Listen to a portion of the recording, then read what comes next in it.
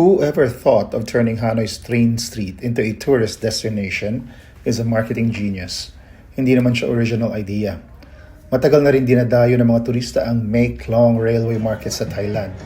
Pero ang Hanoi Train Street, sumikat lang siya kamakailan.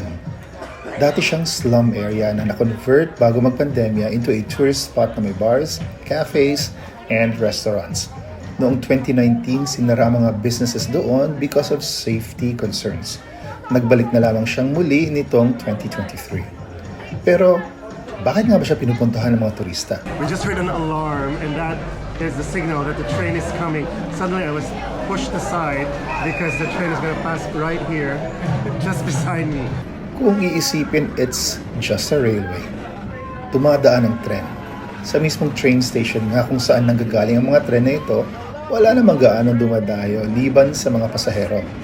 Kakaunti lang din ang nagpapakuha ng litrato doon. Kaya nga henyo ang kung sino mang nag-isip na pwedeng gawing puntahan ng mga turista ang lugar na ito. Sa totoo lang, paglampas ng tren, wala na namang pwedeng gawin. Mahal ang inumin at maraming ibang lugar kung saan mas masarap ang pagkain. Yun nga lang, walang dalang panganib ang ibang lugar na dinadaanan ng tren. Di tulad dito na ilabas mo lang ang kamay mo, maaari ka nang mapinsala. Ito ang Hanoi Train Street sa Vietnam.